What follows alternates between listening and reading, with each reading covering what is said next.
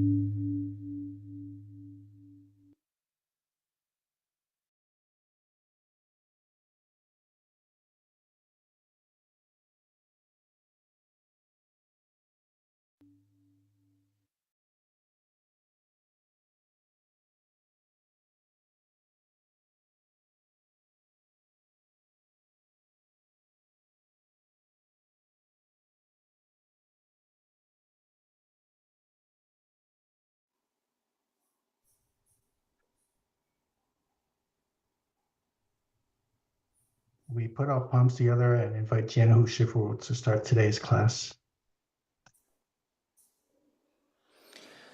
Okay, everyone. Welcome to the Stories of Great Zen Master class. Let us begin with a few minutes of meditation.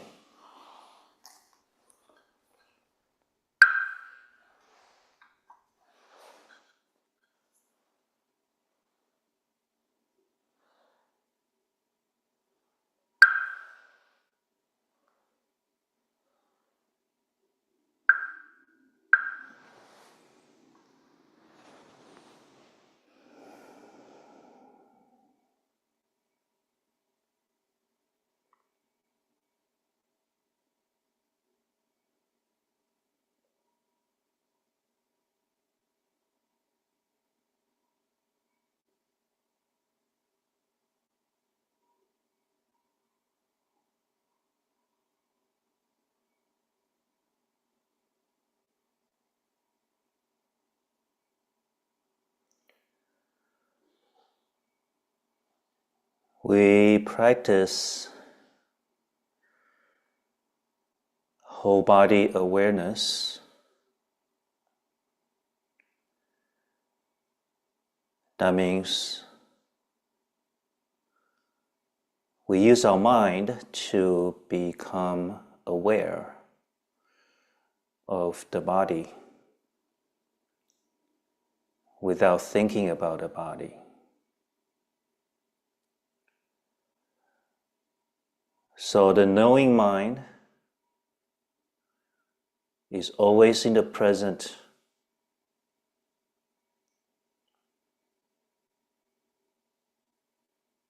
always aware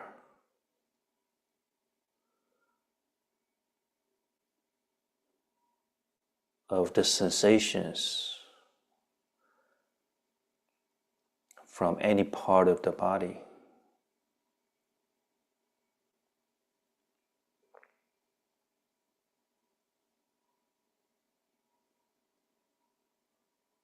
We simply know.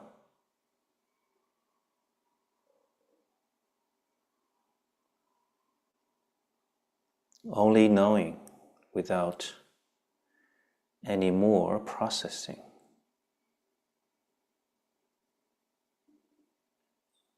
without any more thinking.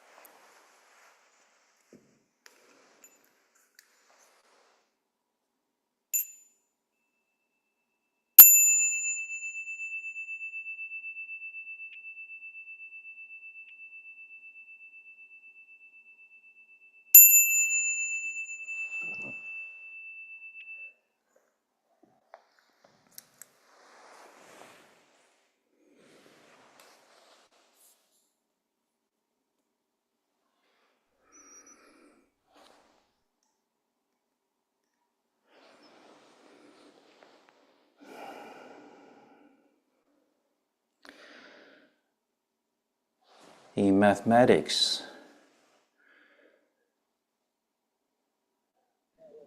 Shifu, you are not sharing the screen.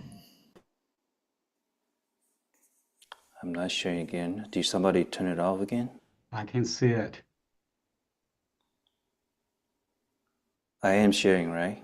Yes. Yes, Yes. but only from the very top. But you should be able to see the reading screen. notes. Yes, The reading notes and my image, right? yes. Yes. Okay.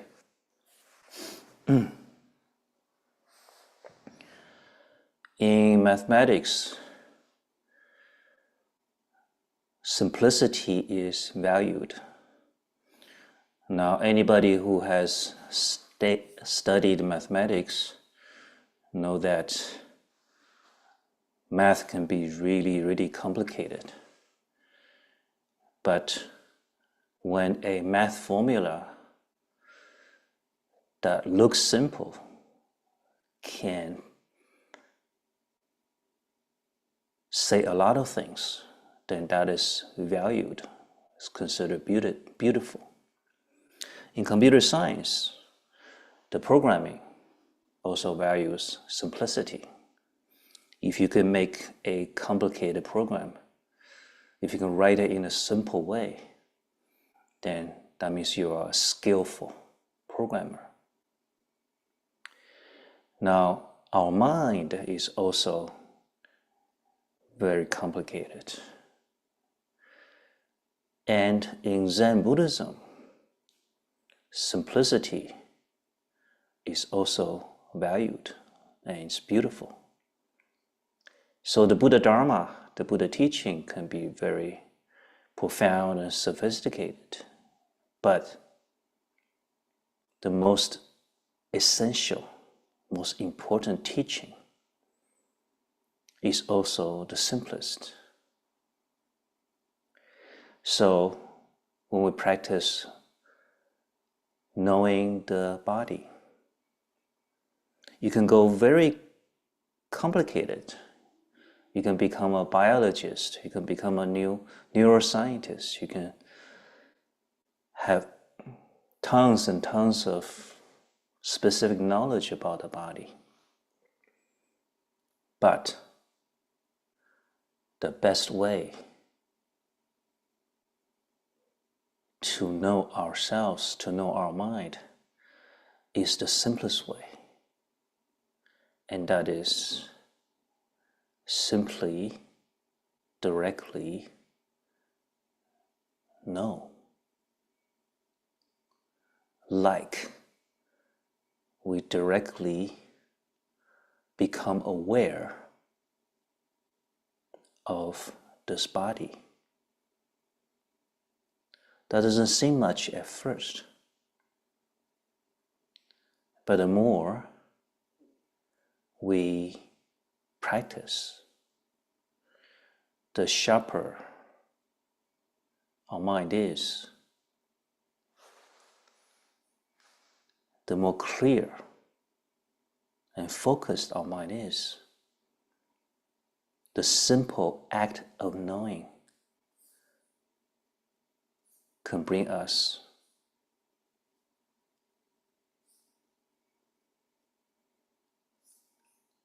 the most profound knowledge.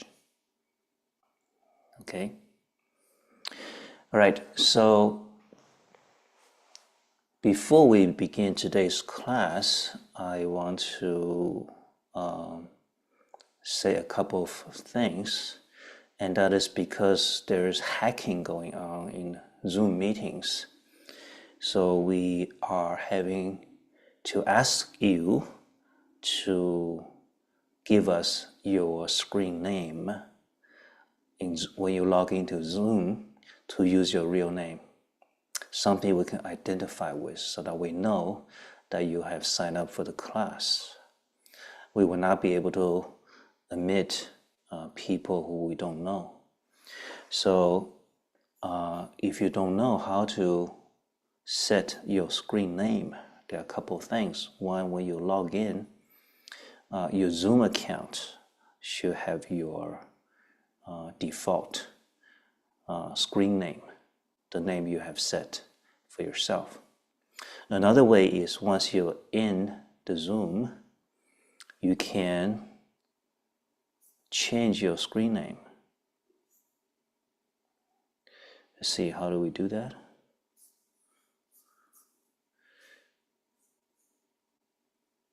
Can one of our TA give an explanation? Since I'm sharing my screen, I'm not seeing my own window, Zoom window here. I think you look at your Zoom window and there are 3 dots, right? And then you can, one of the selection option is to rename yourself. So give yourself a name that we can recognize, okay? Is that correct? Yes, that's correct, Shifu. Okay, good. That would be on your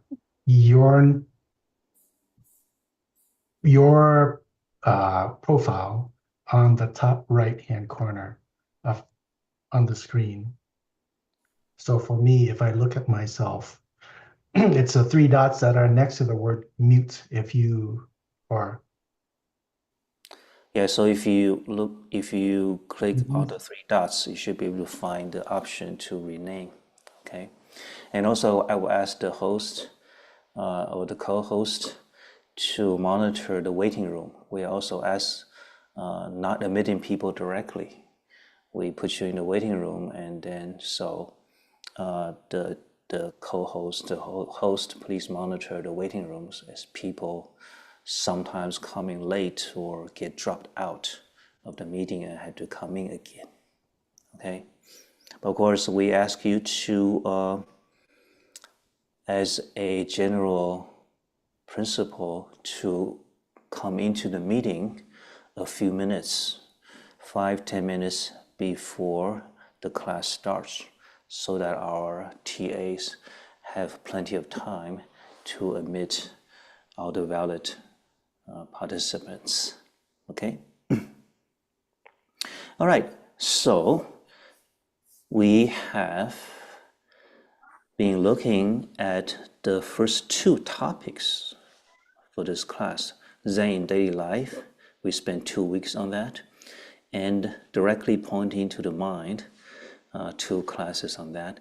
There are a lot more material in those topics, but we'll stop there and take a look at the 3rd topic today, which is awakening by emptiness. But let's first quickly look at what we looked at last week.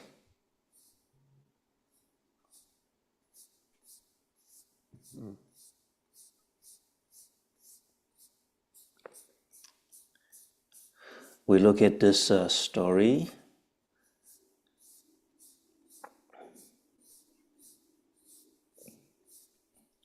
Oh, it's about right. Be a donkey and a horse, remember? And that has different interpretations, and one interpretation is that a enlightened master that has the power to determine where they go in the next life, they are willing to be a donkey and a horse. In other words, to slave or to use their life to help people, to serve other people. And we look at the story of the plum being is ripe. So this is a story about a disciple of Mazu who was enlightened. And then by the teaching, this mind is the Buddha. And later on, to test the disciple, Mazu sent someone to tell him, oh, Shifu's teaching has changed. Now Shifu says, no mind, no Buddha. But the earlier disciple was not fooled. He said, I don't know, I don't care what you say. I don't care what the old man says. I just stick with this mind is the Buddha. Yeah. So on the surface, it seems like he was disrespectful of his own Shifu, his own teacher. But actually, it wasn't. It was to show that he truly understood the Shifu's teaching. And indeed, the Shifu Mazu was happy that he had this disciple who really indeed knows the teaching, knows his true mind. Now, something we didn't talk about last week, though, is that when Master Mazu told his disciples, not just one, but several disciples, this very mind is the Buddha. It is to point out, don't seek outside, look into your own mind. Okay, the real treasure is there. But then later on, let's say maybe years later, he started to teach there's no mind, there's no Buddha, facing faithful. But that is a real teaching as well. While it seems like they are contradictions to each other, but that's the beauty of the Zen teaching. It is not. So this week, we're going to look at how the teaching of no mind, no Buddha is also a valid way, a valid teaching to help us understand ourselves. So that is the topic of this week.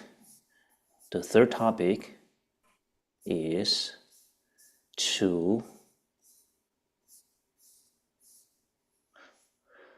gain awakening by the method of emptiness. Let us begin with the first story.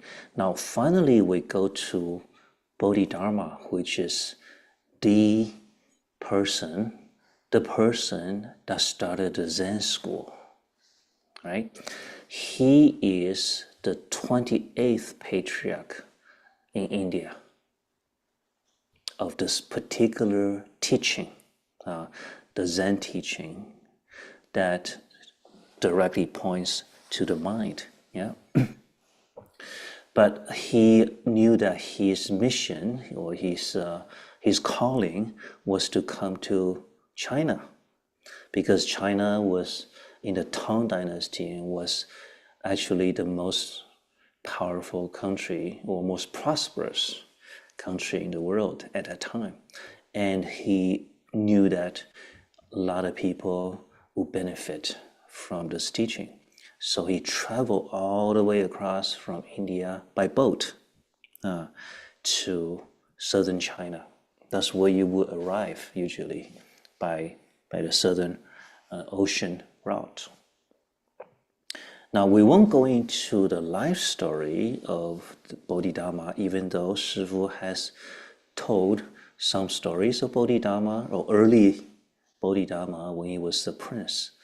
Before, in other classes, if you have been participating in Shifu's classes before, you may have heard about those stories of Bodhidharma as a prince.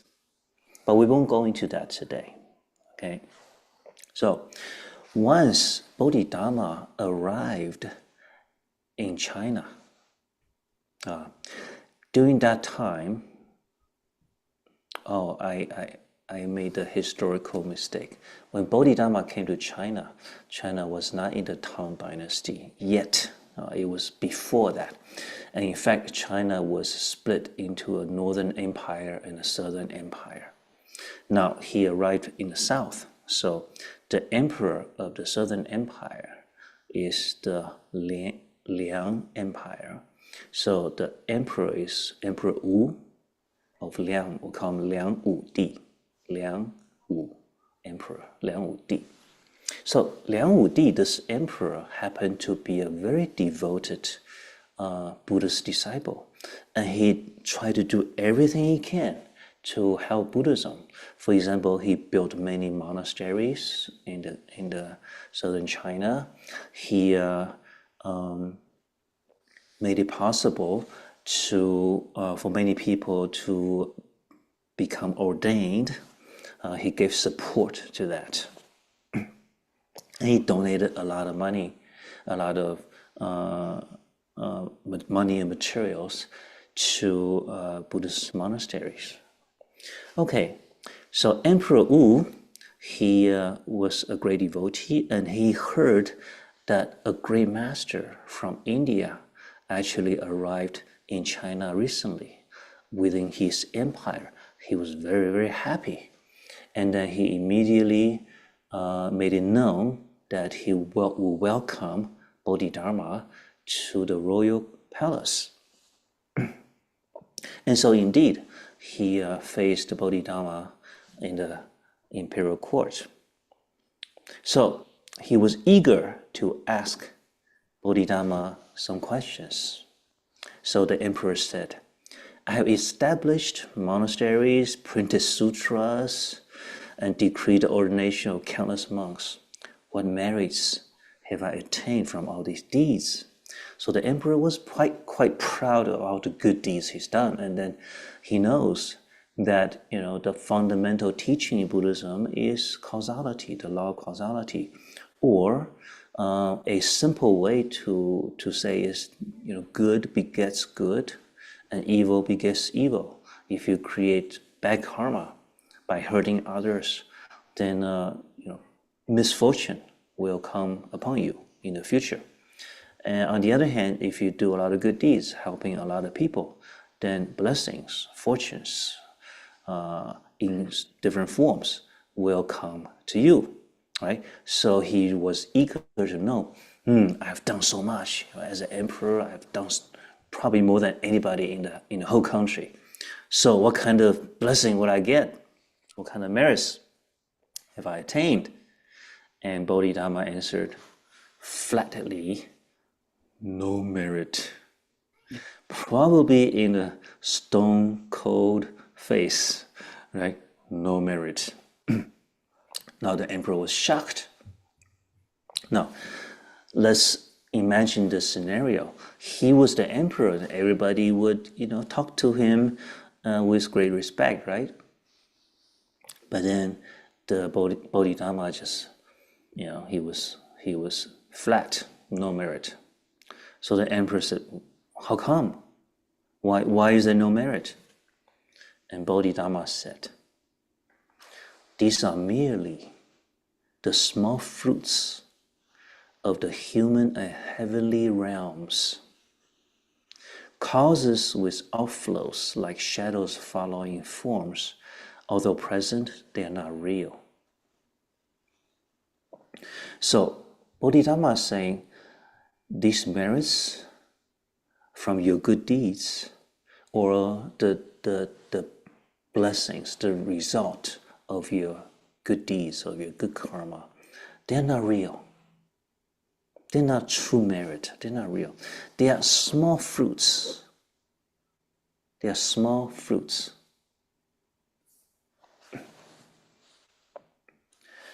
of human and heavenly realm. What does that mean?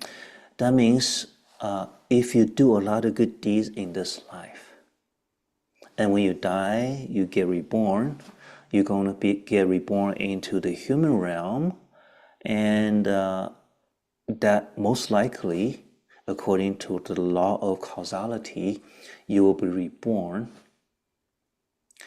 in a good environment, in a good household, probably a wealthy household, or you would look really good and people will like you, or you'll be really talented or intelligent, or you're born into a family with high status and so on. In other words, you would you're born with a silver spoon in your mouth. All right, so that is the fruit of your good deeds if you are born in the human realm. But if your good karma is even greater, if you have helped countless people, if you've done great deeds, then you can be reborn into one of the heavenly realms called devas, or celestial realms. What that means basically is that you will have even more blessing. Life will be even better, even more enjoyment. However, Bodhidharma is saying, those are small fruits. Don't even bother with it. They are causes. What you have done, Emperor, Your Majesty, what you have done are the causes, right? You have created this good karma. These are causes to future results. But these are causes with outflow. Now the term outflow means that they don't last. It's like you have a bucket, but the bucket has a hole. So whatever you put into the bucket, whatever liquid, whatever water, juice, whatever you put into the bucket, it will flow out. In other words, sooner or later, they will be gone. So, yes, when you have created a lot of good karma, you will have a lot of blessing. You will have a lot of fortune. But one day, those fortunes, those blessings will run out. Will run out. Okay? So, now think about this. How many of us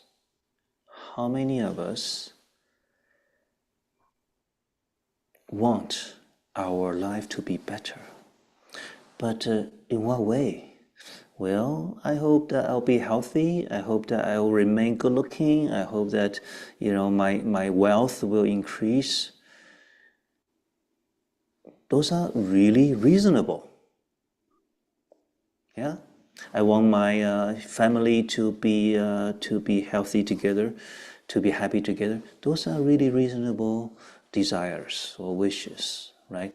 Results or blessings we want in our life. But then, if we look at the long term, they won't last. None of that will last, right? So they are outflows. Those causes have outflows. And the result, the blessing, the fortune, are also outflows. Sooner or later, you will use them up. They'll be used up. So like shadows following forms, although present, they are not real. So Bodhidharma is telling the emperor, what you have done, the result of your good karma, they are mere shadows of the real thing. So the emperor wanted to know then what is the true merit? What is the merit that is worthy of our efforts? What should I do? What would last? What would not be an outflow? In other words, once you get it, it stays. It doesn't go away. Is there such thing? Is there such blessing, such fortune, such happiness that once you have it, it doesn't go away? Wouldn't it be nice, right? What is true merit? Bodhidharma said, pure wisdom, subtle and complete. Its essence is empty and still. This cannot be sought via worldly means. Okay? So there's a lot in this sentence. This true merit, or we can call it true happiness, lasting happiness, or ultimate happiness, cannot be sought via worldly means. What does that mean, worldly means? Well, can I buy it? That would be worldly means, right? Can I build it? That will still be worldly means. Can I study for it? Is there some knowledge I can gain? Well, no, it's none of that. All of those have outflow. All of those have outflow. Okay?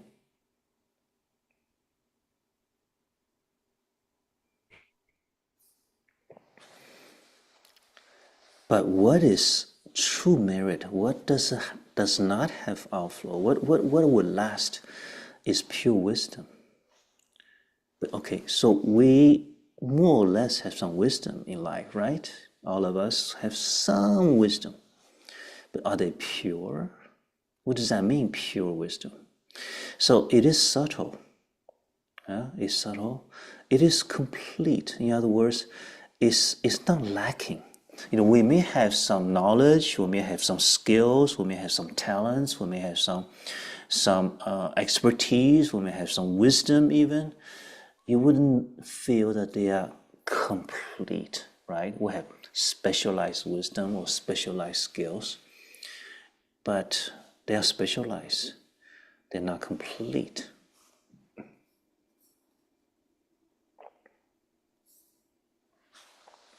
So what is complete, pure wisdom and subtle? Well, its essence is empty and still. Now that is a hint. That is a strong hint. Its essence is empty and still.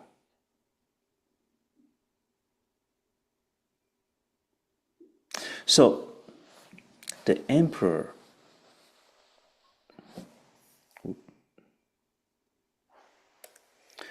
says, okay, it sounds like I have heard about the highest principle, the first principle, the holy truth. Yeah, you must be talking about that, right? The ultimate truth, the holy, the first principle. What is that? This is what you're talking about, right? What is the holy truth of the first principle? Meaning the most fundamental, the most essential. And Bodhidharma's answer again surprised the emperor. He says, emptiness. There's nothing holy. So by this point, the emperor is totally confused and probably quite frustrated. So he said, in his mind, he's probably thinking, who is this guy? Is he really a Buddhist? Is he really a master? Yeah, is he some, did I get some phony here?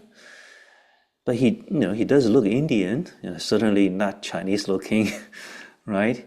And then he's a monk, and he has a great reputation. So who are you? He says, who is it that is facing me right now? Who are you? What are you? And again, Bodhidharma surprised the emperor. He said, don't know. Now, have you ever been asked this question, who are you? Yeah? We have all been asked this question, right? Have you ever heard anybody reply, don't know? Now, this Bodhidharma, the great Buddhist master, the enlightened master, his answer was, don't know. All right, so that's the end of their exchange. The emperor could not comprehend Bodhidharma's teaching. And he said, oh, okay, I had enough of you. I had enough. Please go. I don't need you in my court. You're not my teacher. I don't get this. He probably had thoughts that that Bodhidharma was even a real Buddhist. So he let him go. Well, so Bodhidharma didn't hit off with the emperor. Yeah. So he sailed across the Yangtze River. Yangtze River, or called the Long River, Changjiang in China, is the longest river. It's the longest river, and they sort of like cut across the middle of China. So going across the Yangtze River means that he went to the northern part of China instead.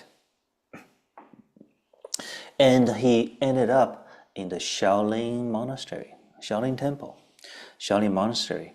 He went to a cave at the back of the Shaolin Monastery. And he sat in the cave, meditating by himself for years. It is said that he sat facing the wall for 9 years. And also there's a legend from the Chinese martial arts history that it is Bodhidharma who taught the Shaolin monks their kung fu. In the Buddhist history, there's no record of that, but in the martial arts, in the kung fu history, that is a truth. Okay, and actually, I did a little bit of studying, and I thought, wondering whether that is true or not, and I think that's quite a possibility. There is a possibility because it seems that in ancient India, the royal princes, the princes, the royalty, the men, the prince, they all have to practice martial arts. It's part of their training, part of their royal imperial training. They need to practice martial arts. So Bodhidharma was born as a prince, so it's quite possible that he did learn Indian martial arts, and certainly he will brought it to China. Okay, so all right. So this is our first story, and there's many things to talk about. For one thing, all the answers from Bodhidharma probably made the emperor really confused, if not even upset. And this kind of you will find in many stories of Zen masters, in many koans, they are not afraid of creating conflict, or not physical conflict, but conflict in your thinking. They are not afraid to overthrow you in your thinking. Yeah, they could say things that really surprise you, to challenge what you believe. They're not afraid to do that. All right, and then the teaching about merit, a good karma. And we all know that good karma are good. That's why they are good karma, right? So it would be nice to have this human realm merits, blessings. But what Bodhidharma was saying was that let's not stop here. So get this. Do you think that Bodhidharma is telling the emperor, don't do any of these good deeds anymore? Don't donate to monasteries.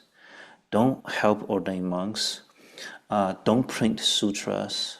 Printing was expensive. You don't. I wonder at that time whether they were actually printing. I think they were printing already, but not very advanced yet. So it will be costly, and most of the time the sutras have to be written, handwritten, to get a copy. All right. So to put out the money, support to make more sutras, scriptures, that is a great merit. So do you think that Bodhidharma is telling the emperor, don't do that? Probably not, right? What Bodhidharma is saying is, let's not stop here. While those are good, but that is not the ultimate goal of Buddhism. Buddha wants something even better. Buddha wants you to think about what is true merit. What is it possible to have true, lasting happiness? Okay? And so, in order to see that, or to get that, you will need to understand this pure wisdom. Subtle and complete is essence, is empty and still. Now, what does that mean, essence, empty and still? Well, let us think about the method that Shifu has been teaching about looking at our mind from the perspective of the knowing mind and the conscious mind, right? The conscious mind is one that analyzes and gets emotions and preferences. The knowing mind simply knows. Like when Shifu is talking here, you use your ears and your mind to know that I'm saying something. There's a voice, and the voice is not the voice of a wind, the voice of river, not the sound of river, but rather somebody's talking. Yeah? So that very first part, when you know that there are words being spoken, before you use your consciousness to discern, to understand what these words are and what I'm trying to convey, there's that knowing, that direct experience of hearing. Yeah? And then if you're looking at the screen, then you see there's some English words being typed here in this Google document, and then there's Shifu's image, small image on the screen. So through your eyes, there's a direct experience of seeing. But if I ask you, what do you see? So, oh, I see a browser with English. This is the reading notes, and I see Jianhu Shifu. By that time, it's already the consciousness, because it's the consciousness that recognizes. Oh, this is who and who. This is a monk. This is the teacher for this class, and then he put out his notes for us to see. All right, so that's already the consciousness part of the mind. But way before that is the direct experience of knowing, whether it's seeing, whether it's hearing, whether it's smelling, whether it's tasting, whether it's touching. It's not knowing. Okay? Now, the knowing mind, how big is it? Is it this big, or is it this small? Is it big or small? How much does it weigh? Yeah, is it square or round or flat or what? You see, it doesn't have any shape to speak of, right? So if you want to know the shape of your mind, all we can say is it's empty. It's empty of any shape. What color is it? Yeah. Is your mind a Chinese mind or American mind or Indian mind or a British mind or a French mind or what? It doesn't make any sense, right? It doesn't make any sense to say it's a Chinese mind. You can say your mind has knowledge of Chinese culture and language. You can say your mind has knowledge of English language and American history and culture. But you can't say it's an American mind, right? The mind itself defies such descriptions. So its essence is empty and still. What is still? Your consciousness is not still. It is active and sometimes overactive, and sometimes things become drowsy, and sometimes it gets emotional, it goes up and down, the roller coaster, right? So it's not talking about the conscious mind. But the knowing mind, you cannot talk about the knowing mind in terms of whether it's moving or still, whether it's high or low. Can it? Can you? Right? But see, at this point, Bodhidharma didn't say anything about the knowing mind. I did. I wanted to make it easier. But then, in the earlier days, the Zen Masters doesn't want to make it easier. He wants you to figure out yourself. Because, whatever I say, people can mistake it for something else. So they choose not to talk about it directly, which you actually can't. They give you some descriptions, like pointers to the reality, but they are only pointers. You don't actually get to touch it, right? So it's confusing.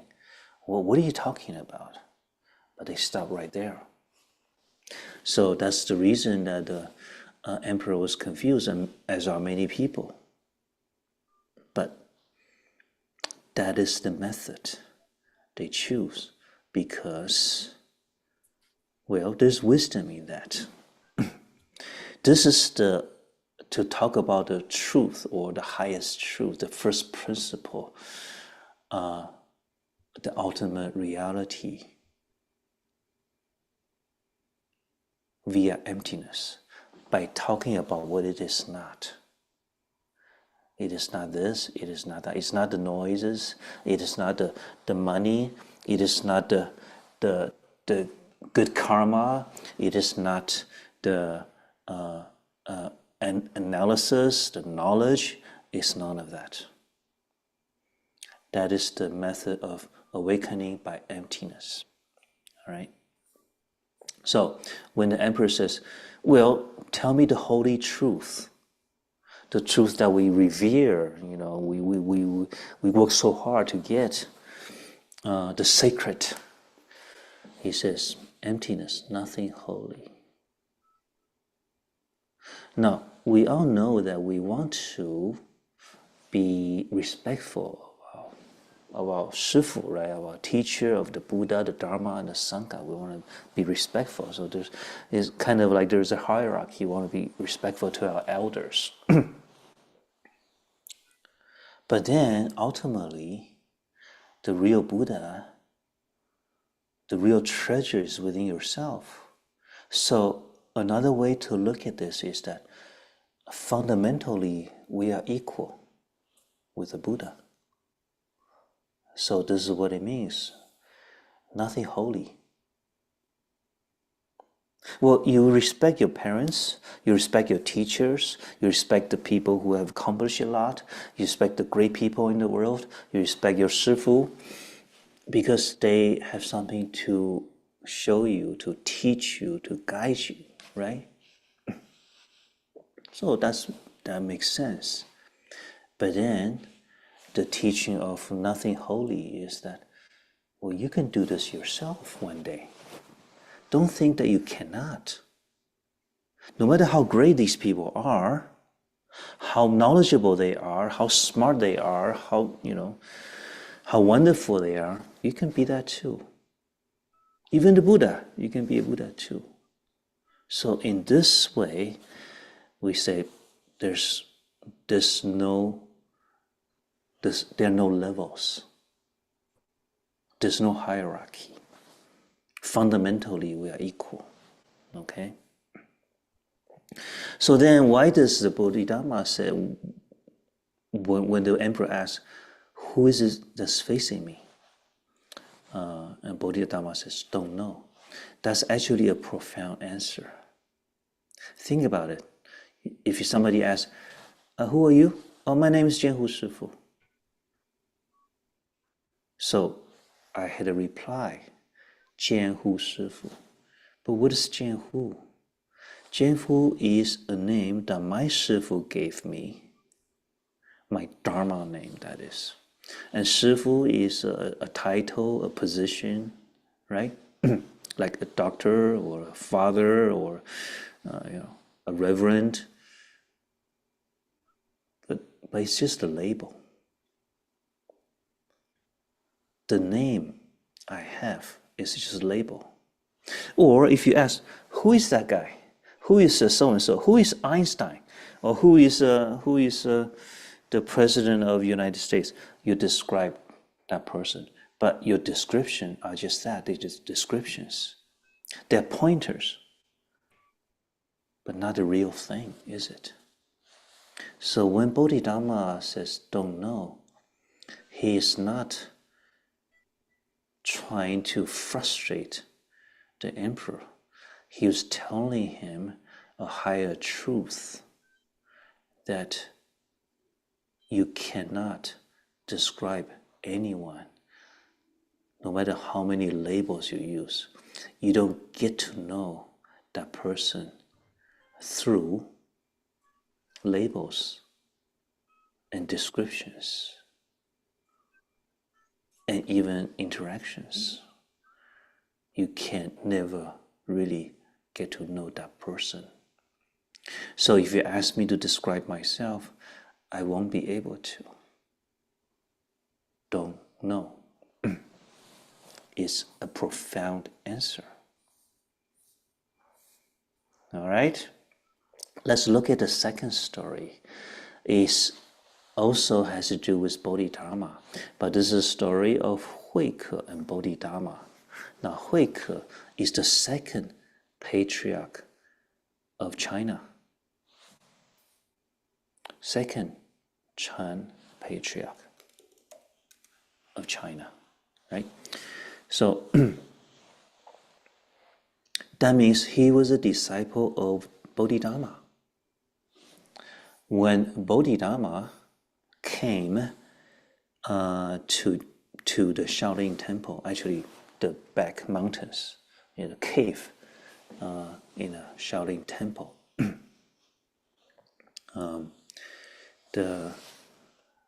a young monk heard of his reputation.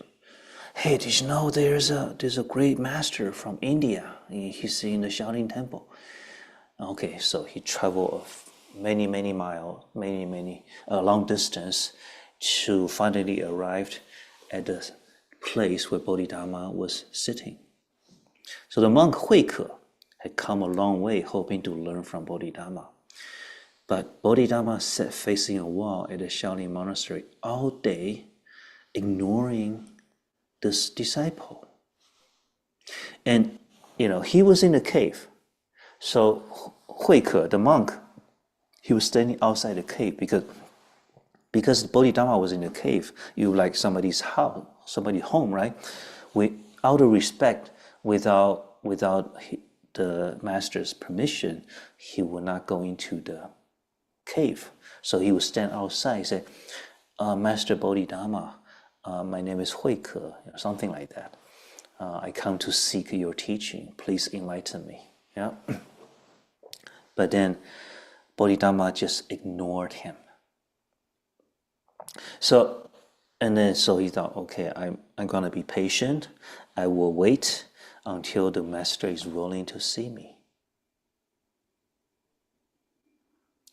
That reminds me of a story. When I was a monk in Taiwan, when I was ordained within, it was like maybe the first 2-3 years when I was ordained, I was in Linquan Monastery in Taiwan, where the Grand Master was. And then, every day many people come to see the Grand Master. And so the reception office, the personnel at reception office will make these appointments. Like, okay, you get to see the master at 10, and you get to see at 10:30, you get to see at 11. So I was outside of the meeting room where the Grand Master would receive these visitors, helping out. And then the next visitor happened to be a lay person, a lay Buddhist, and somebody I knew. And then so he was supposed to meet the master, the Grand Master, maybe like 10:30, let's say, and then it was almost 11. And still, he didn't have a chance. So he got impatient and upset. And he said something, the lay visitor. He said, the Grand Master does not keep his appointments. That is not proper. Something like that.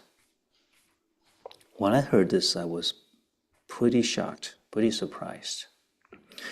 Well, it makes sense. If you have a doctor's appointment, if you have an appointment with a lawyer, with some business associate, your people will want to keep your appointments, right, on time. Everybody's busy. But to take that same mentality when you go see your master, when you go see somebody who you want to learn the Dharma from, that would not be appropriate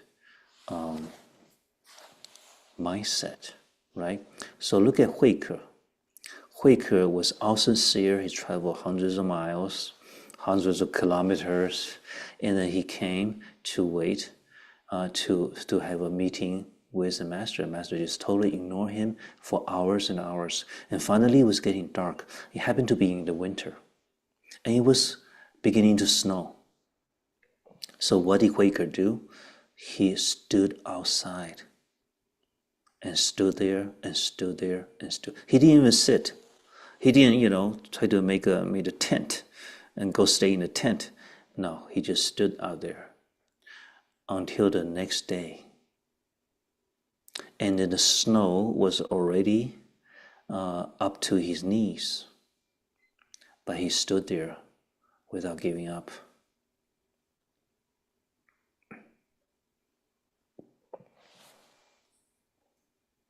So he thought to himself, Huike, men of ancient times have sought the way, the great way, not afraid of crushing their bones or spilling their blood. What is my little suffering in comparison? So he stood firm by the next day. She stood firm, and by the next day the snow had buried him up to his knees. Finally, Bodhidharma took pity on him, it appears, and asked, what are you seeking? He's still inside the cave, right? Not even looking at him. He said, what are you seeking? Huike begged the master, please, master, have mercy and show me the nectar that can liberate sentient beings. In other words, he wants to learn the highest teaching, not only for himself, but use it to help other people. That's the Mahayana way, the great vehicle, right? He wants to be a bodhisattva. The nectar that can liberate sentient beings. The master said.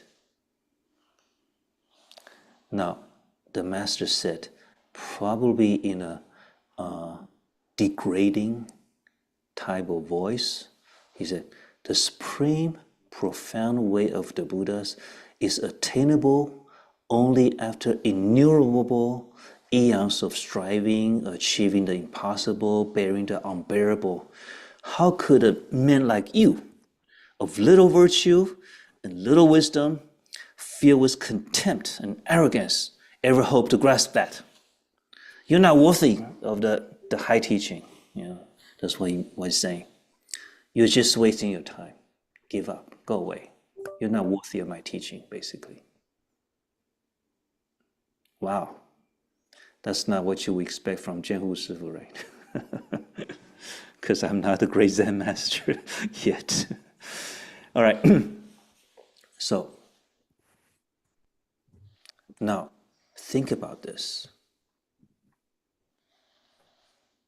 When you are all sincere and, wanting, hoping to get teaching from this master with great reputation, and he just simply scouting you and looking down on you, degrading you, how would you feel? And yet, Huike said, he was unfazed. He said, I too am willing to sacrifice my life for the truth. Then he took out a knife and cut off his left arm to show that he's willing to sacrifice himself for the teaching. Now, when you're traveling, a long distance, you will need to carry a weapon to protect yourself and to, make food. So Bodhidharma then knew that he was very sincere. He was really serious. So he asked again, what do you want? What are you seeking? And Huike said, my mind is not at peace. Which is understandable, right? He's cold and freezing and he just lost his arm. He's bleeding to death. My mind is not at peace. But we know he's really talking about, I don't know the truth of life. I have ignorance. I don't understand life. I don't understand what is real happiness.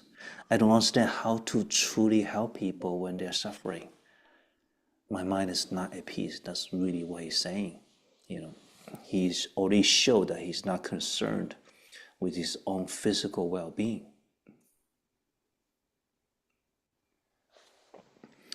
So the master, Bodhidharma, again, in a very Zen way, he said, your mind is not at peace. Bring me your mind. I will pacify it for you. Bring me your mind. I will make it peace. I will pacify it for you. Now, that is not an answer you would expect from the scriptures, right? So after a long silence, a long contemplation, Huike replied, I cannot find my mind anywhere. Honest answer, can you find your mind? Can you bring me your mind? So Huike said, I cannot find it. Bodhidharma said, then I have already set your mind at peace. Wow.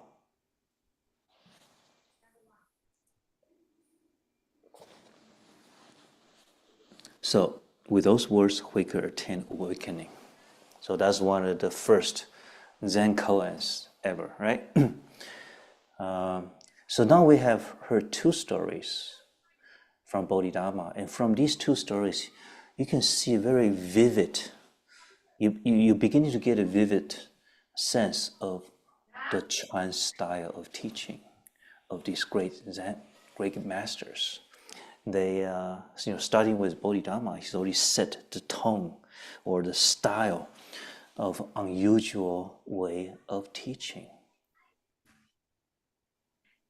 Now, this style of teaching is quite unique, and we have stories of earlier masters in India. The first from Buddha to the first patriarch, and from the first to the second, the third, second to the third, and so on. So, but then, for the Chinese Buddhists, this is the very first time they heard anything like they encounter any kind of teaching like this. Bring me your mind, I will pacify it for you.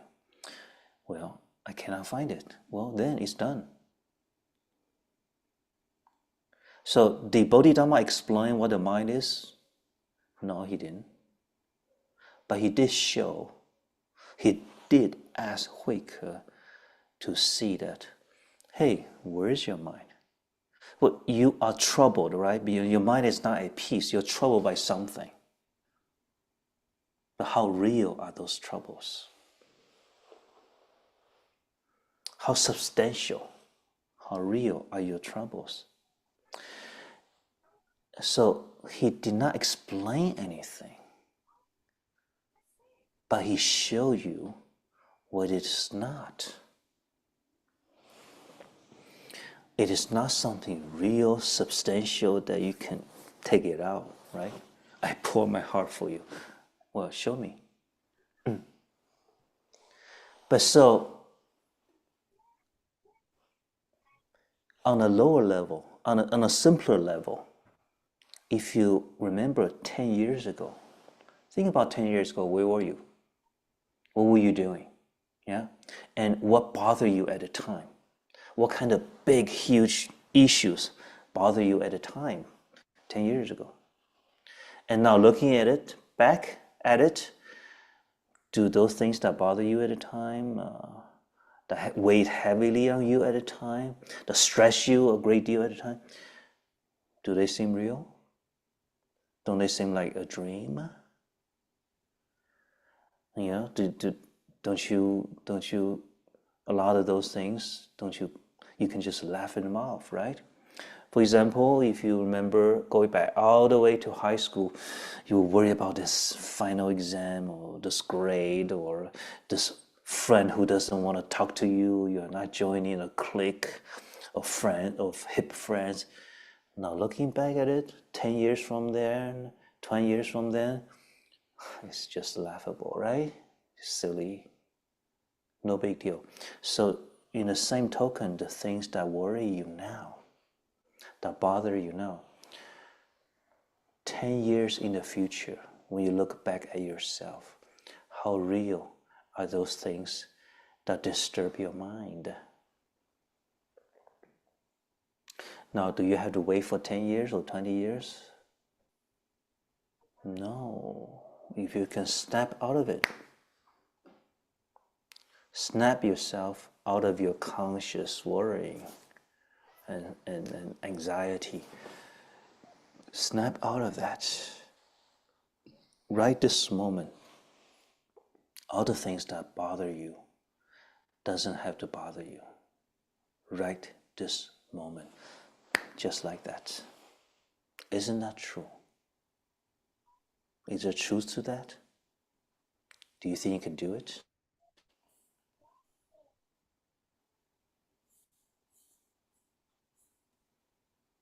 All right, we only have time for the first two stories. I prepared a third story, which is somewhat similar, and we'll have to look at it next time.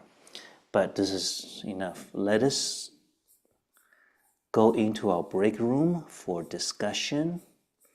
And I ask what were the discussion questions? Let's see.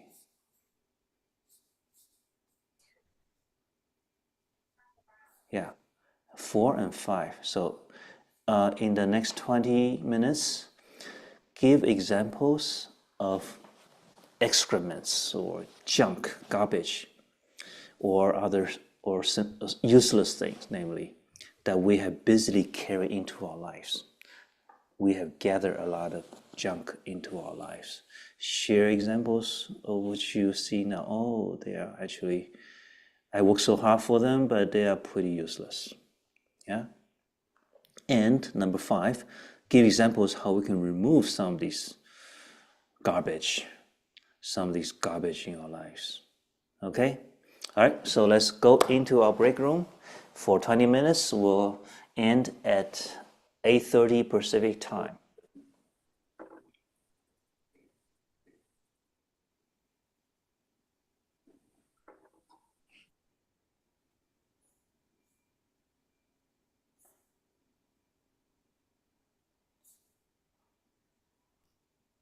Hello, can we start the break room, okay?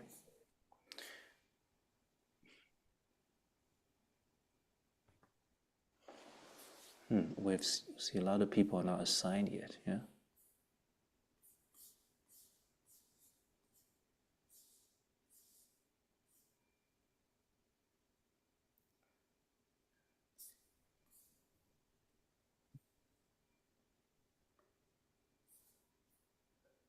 I was in the breakout room and then I got kicked back out.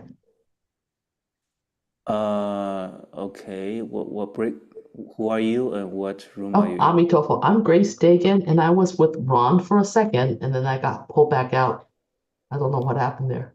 Okay, host, please help. How come a lot of people are not signed? Is the host here? They are not assigned. Two, A lot of- can you give me I the see a whole? lot of people are not assigned.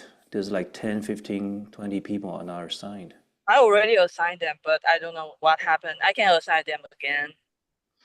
Because what I'm seeing here is like 20 people are 20, 30 people are not assigned. Oh.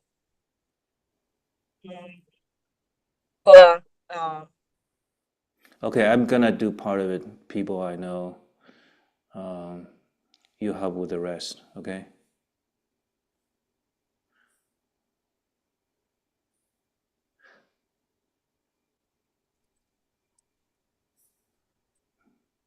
I don't have the permission right now.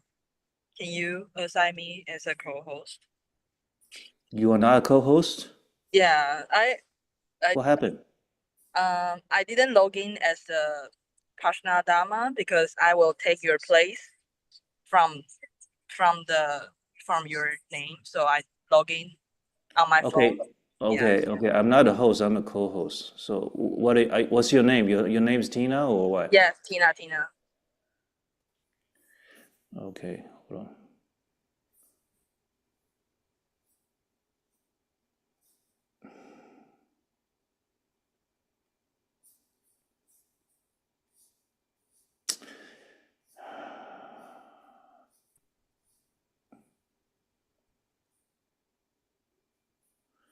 I cannot do it for some reason. It's not showing the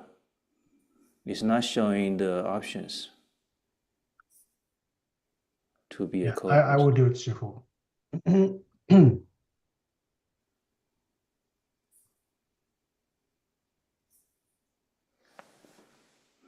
I can do it if you make me a co-host. I can launch people into breakout rooms. Okay, Tina, it's done. Can you set who was speaking? I was speaking, Shifu, Shweta. I can put people in breakout rooms if I'm a co-host. Swati? Shweta. Oh, Shweta. Do you All right, are you ready, Shweta? Here we go. I don't know why I cannot assign co-host. When you click on the right side of my name and you can say make co-host.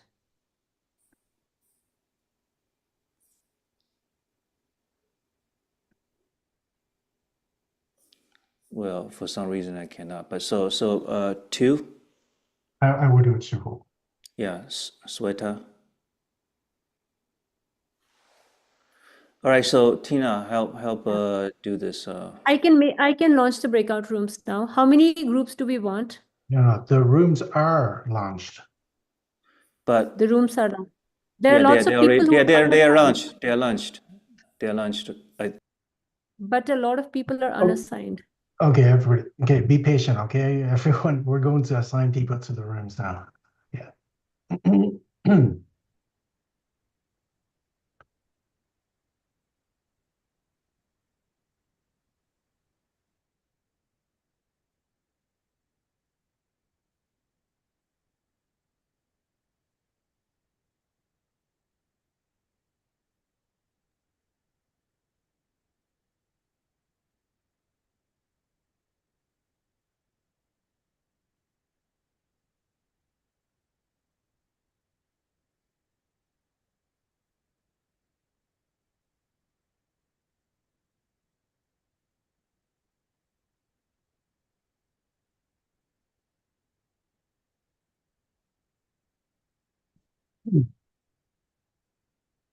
Look at that. Allow participants to choose room.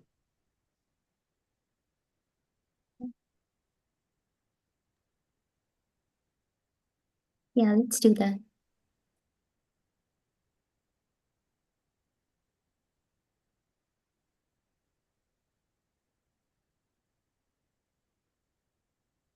And I can stop being the co-host then, right?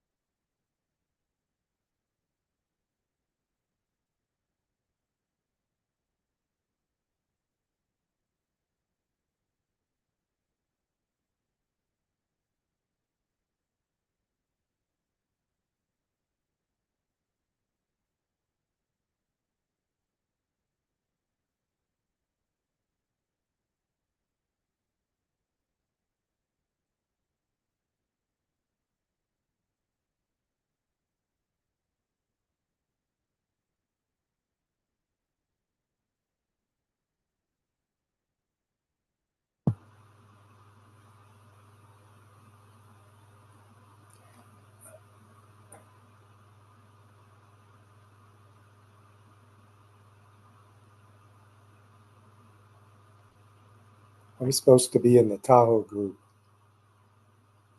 Bear with me, okay? Today who was that speaking?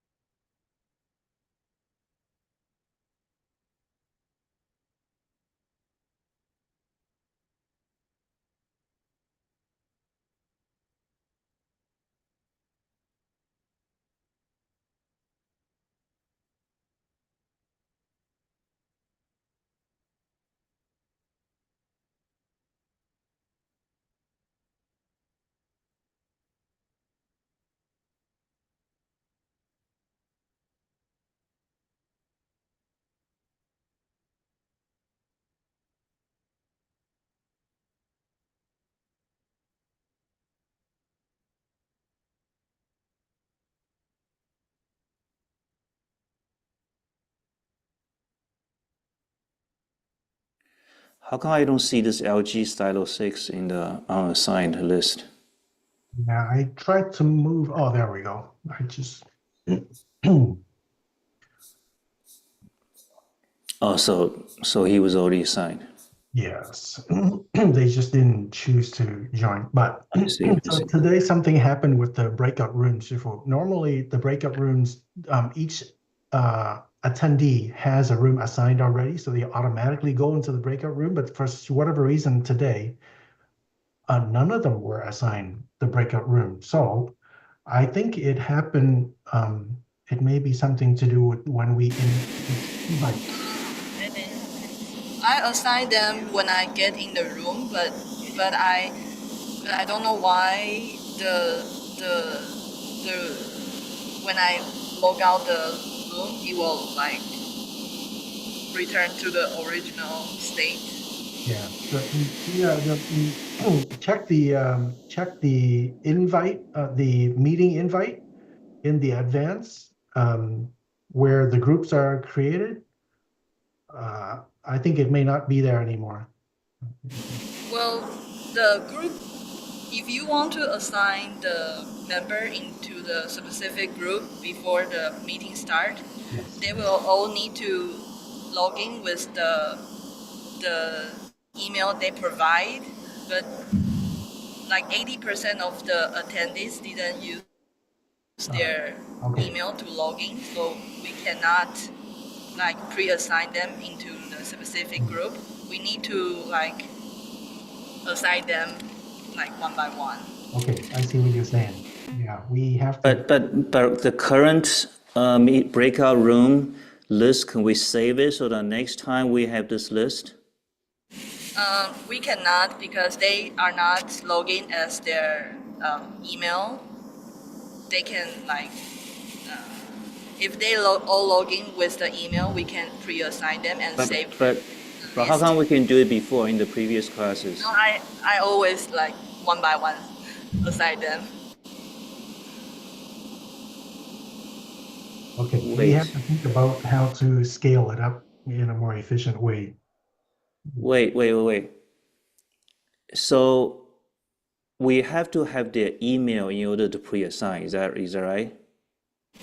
So if they like register the email when they submit the registration, and then that email is the same as their assigned, I mean their sign up for the No, Zoom. wait. No, the registration is an Airtable. It has nothing to do with Zoom.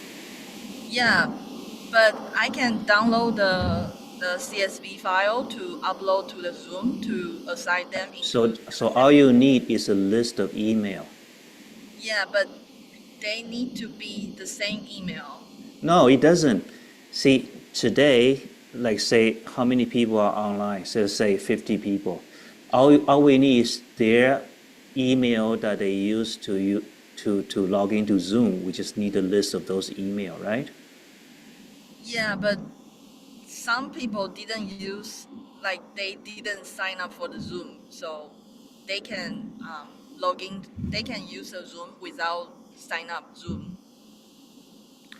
Oh, so you can use the invite, you can use the meeting code to come in without having a Zoom account. Yes. Correct. Oh, so then we cannot pre-assign them. Yes. Oh, I see. But what we can do is the people who do have a Zoom account, let them give us the Zoom account email. That way we can pre-assign them, right? Like 20% of the attendees already give us the email they assign for the. I mean, they sign up for the Zoom. So there's like 20% of the people I already pre-assigned, but a lot of people like didn't provide the email. Okay, so all we have to do is ask them before this class ends. Yeah? Okay. Ask them to send their Zoom email to the what is it, Zen class, right? Zen class at PD Zen, right? Yes. So that we can pre-assign you. Okay? Yes. So remember to tell them this information. Well, um, I think it will be like a little bit difficult for some of the attendees because I am not quite sure if they can like some of the because first we didn't like let them know which group they are in, so they don't know which group they will be in. If they only provide email, we all we can do is like randomly assign them into like several groups. Oh, well, we just tell them to send us their real name and their Zoom email, right? Yeah. We'll tell them to send us the real name with the Zoom email that they use, if they have it, so that we can pre-assign.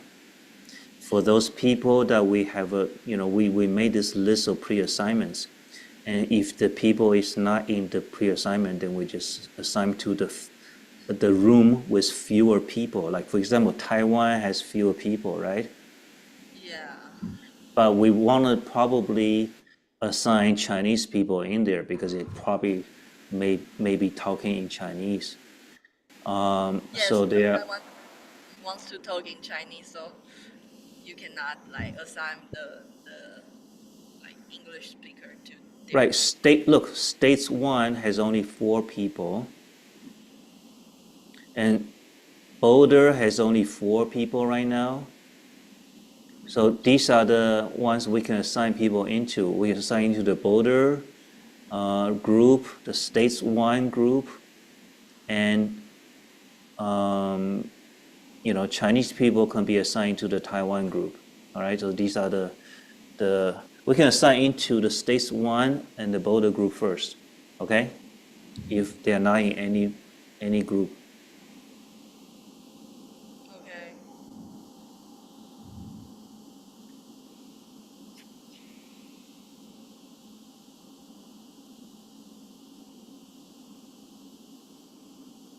So how come we lost the pre-assigned list? Is because we changed the code? All we did No, was to change the password, right? I think because I give the host permission to two, and we lost all the list I assigned already. Why? No, wait.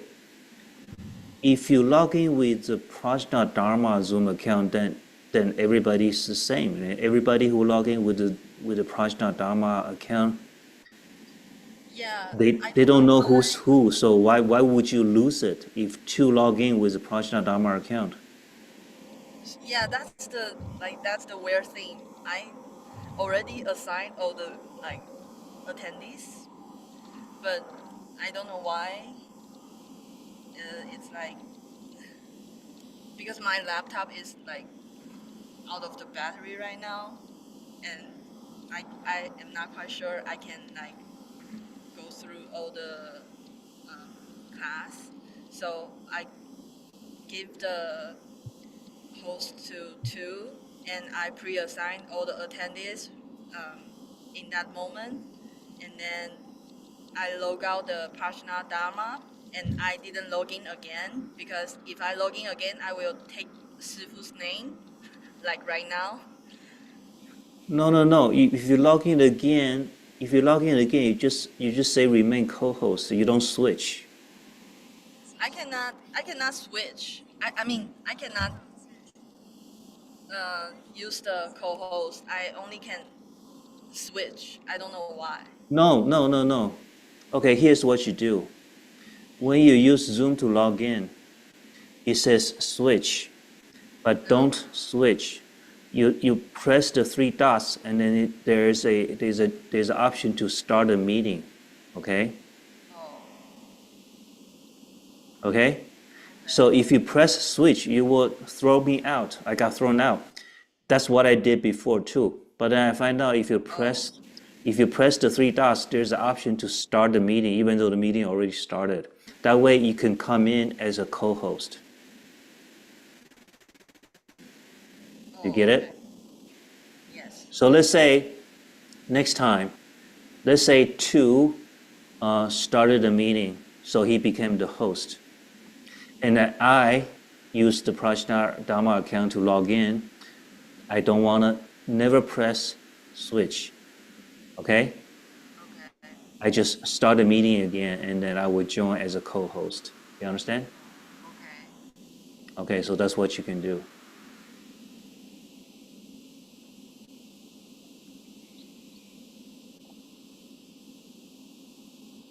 All right, so it's 8:30.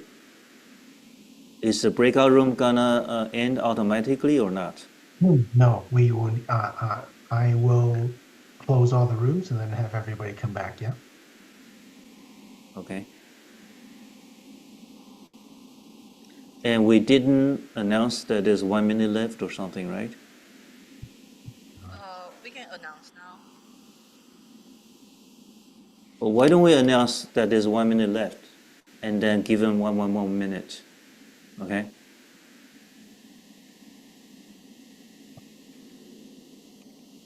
How do you do that? Yeah. Broadcast message. Okay, broadcast voice. I can. I will deliver the message to the rooms. Okay, so we give them 1 minute. For everyone. You have 1 minute before going back to the main room, so please wrap up your discussion.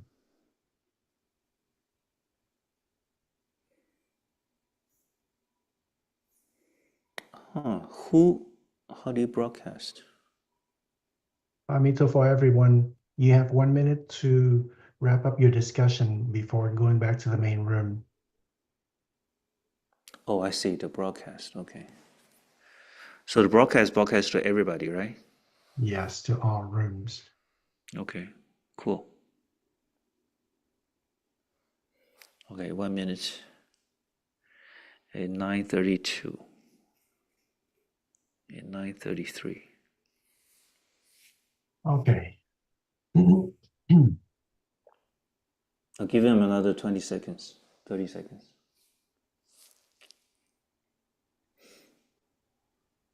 师父阿弥陀佛，弟子传前跟师父说阿弥陀佛。阿弥陀佛，怎么现在才进来？对不起，师父，我刚开完会，然后就冲上来了。阿弥开到陀佛。现在哦。没有，因为台湾现在的时间是12点半，刚好是午休时间，冲上来。阿弥陀佛。好，我们剩下最后的一小段讨论。Okay, we can stop. Close the rooms.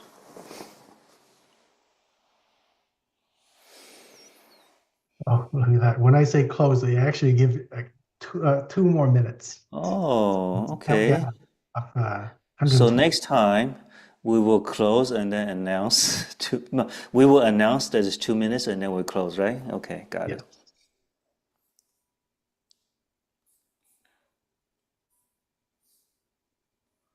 Oh, some people are back out already.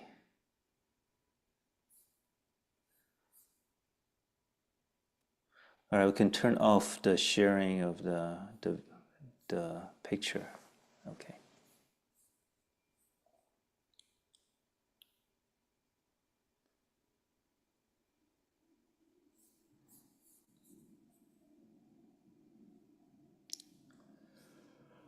Oh, modern technology. So many issues. It's tough to be a monk now.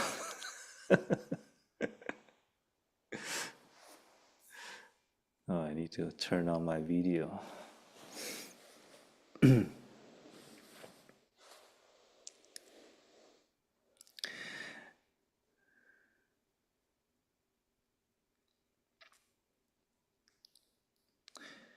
Okay, as people are coming back, we still have quite a bit of. Oh, some people are still discussing, I guess. Another 15 seconds.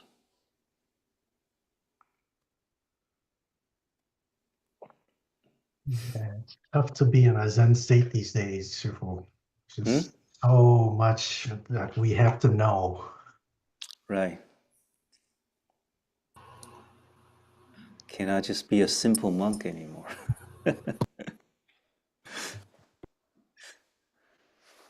Have to be a tech monk. I'm not complaining. All right, so everybody's back. Let us, anybody want to share what our first discussion question was? What kind of garbage have we been bringing into our lives? Will anybody want to share that? What did you guys discuss? I can. We had a good discussion. Okay, good. Okay. Deborah? Yeah, we interpreted in kind of different ways. One way was kind of the things that whatever, the defilement was kind of what clouds your mind from being attentive, where you lose your attention, you lose that stillness that you're practicing. And so the things that cloud your mind and cause you to kind of just lose that. And that's also the things that you take out. Once you recognize that, you form a practice so that you can see what those things are and catch them and eliminate them so that you can have a more still mind. And so you can be in that that state of not labeling, not reacting to things, but having a very kind of pure response. And that ended up going further with identifying triggers, that we all have triggers that you can maybe see even a little bit more ahead of time, that once you can identify those triggers that cause you to react in ways that, again, you lose that attentive mind, you lose the stillness, that you can start practicing ways to catch yourself when doing that, and how hard that is to do. When we talked about that, you have to be compassionate with yourself. You catch yourself maybe 1 out of 20 times, and the next time it might be 1 out of 15. It takes a while to do that, to break those habits that we have that take us away from where we want to be moment by moment.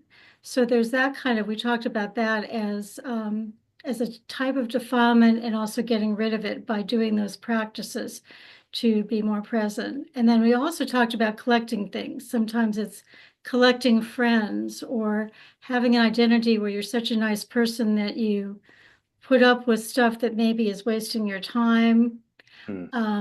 Or having just the identity of just having lots of people that you know and you realize that maybe is not the best thing to do, and to gently kind of let those folks go and focus on quality rather than just having all these people, you know, that you're dealing with all the time that is maybe not the best use of your time. It's, you know, getting kind of rid of those transactional or something, doing the things that are really meaningful and have high quality as a way of kind of taking out that, as well as taking out just physical things as we get older, getting rid of those things that we don't need. So we went from very esoteric things to also very practical things. Okay, so we have sometimes we cut into labels, right? We're labeling things, calling names, and those labels can be a bit too much. Also, there are triggers, right? Usually triggers to our emotions, triggers to our attachment that are, you know, that can mess up our life. Yeah, and this we need to persistent practice in order to remove those garbage. All right, I saw that Grace, raise your hand. Would you like to? Yeah. I was actually very lucky to put into 3 different groups at different times, so I got to listen in. So in addition to what Deborah shared, our group talked about worries for family members, or having pride of, you know, academic excellence and having that ego kind of coming about. Competition at the job and getting carried away at that level. Material things, the belief that, hey, this next gadget is going to fix my life's issues. And attachments to the past, such some of the baggage that came from the past, or things that we are taught, like cultural values that may be important to our family, but may not be right fit for us at this time. And my example was like, you know, holiday cards. I feel obligated to send out holiday cards, but that's a lot of pressure there. And then the judgment, we want to add to Deborah's comment about judgment, like the news, there's so much news and information coming at us. However, if we turn it off, we feel judged, like we're ignorant. We are not, you know, up to date on the latest issues that is happening in our world today. So we don't want to be ignorant. So our ego comes in, and I've got to sit down and watch Trump's speech and get all upset. That little bit of an entanglement. Ami Tokwa, thank you for listening. Wow, that's a lot of junk. We have a lot of junk. Thank you. Very real, right? I would encourage you to share the notes from your discussion in our WhatsApp platform, right? Sure. So we can see each other's. All right. Anybody else want to talk about the first question, the junk that they've been carrying or bringing into their lives? Oh, by the way, you can view in the Zoom, you can look at people in different ways. The one I'm using right now is called multi-speaker, which will highlight the speaker as well as be able to see everybody's screen. So I find that useful in this section, multi-speaker. All right, so who want to share? Anybody else? Well, then if, shall we talk about the second part, which is how we take out some of this junk, some of this garbage in our life?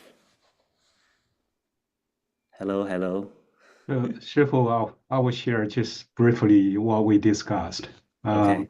Basically, we talk about various things that make us happy in life. And so the definition for junk, or, you know, excrement is basically anything that makes you feel unhappy or send your mind uneasy. And we went one step further to say the root cause is basically duality or attachment. Every time you think there should be a standard for good or bad, you know, healthy, unhealthy, anytime you have dualistic views, you are bound to run into suffering. And we even talk about how to get out of that mood, like what Shifu said, to snap out of it. That's probably, I mean, it's not an easy thing to do, but I think we're definitely on the right path. Thank you, Shifu. Okay, takes a lot of effort. All right, Vandana, raise your hand, please. Talk. Amitofu Shifu. So what I've been practicing now to come back to the present moment, meaning the minute you wake up, you start to just observe your body, your sensations that, okay, I'm here right now. So don't let your mind go anywhere else, but just stick to the body. And then whatever you do, and sometime if this is not working, then I start to chant Buddha's name. And then whenever I see that mind is, start thinking without me paying attention, then I just come to the chanting Buddha, Buddha, Buddha, Buddha, Buddha, Buddha, and then it stops. So it's very, very, very helpful practice for me. And then it keeps my mind in the present moment. And also then meditation improves a lot because of this practice. Yes, remind ourselves to come back to the present moment is an excellent suggestion.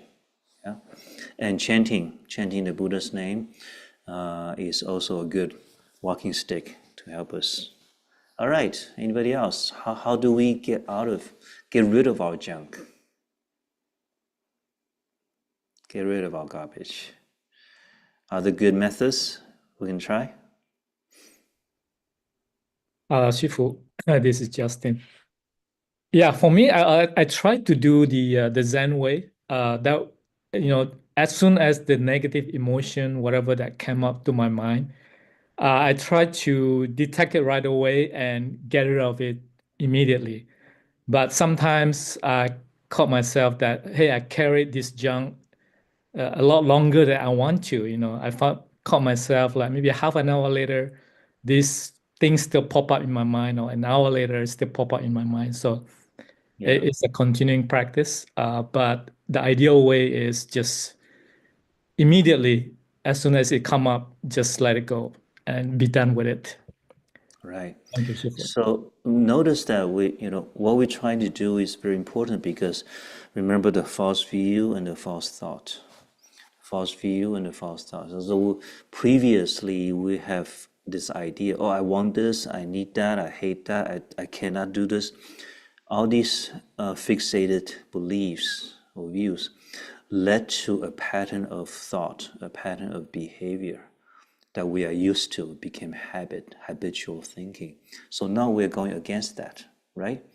We believe that we can change that, and then it will take time, take patience, but again and again to remind ourselves the right view, and remind ourselves to switch to a different pattern of thinking. Yeah, we need to be patient. All right. Anything else? We would any other ways? Shifu, can I ask a quick question about the mind? So there is a knowing mind and there is a conscious mind. So the brain is associated with the conscious mind, right? The brain, the physical brain. The brain is like a clutch, is like a handicap. Okay, so they are advanced in the scriptures. They are advanced sages who can use their mind without having a body. But it is our karma in this life that we need this brain, and then when our brain is harmed, is hurt, then it impairs our thinking ability, right? So we cannot say that the brain is responsible for our consciousness. Rather, it is a link that we must have now.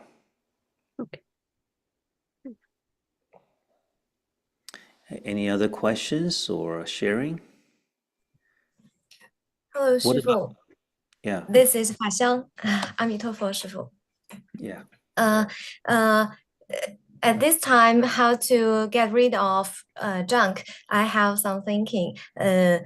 For example, my English speaking to talk with others, because I'm not very familiar with this language, and try my best to use that, because before that I just use English for my examination. So when I talk and listen to others, I need to pay more attention to people who are speaking English.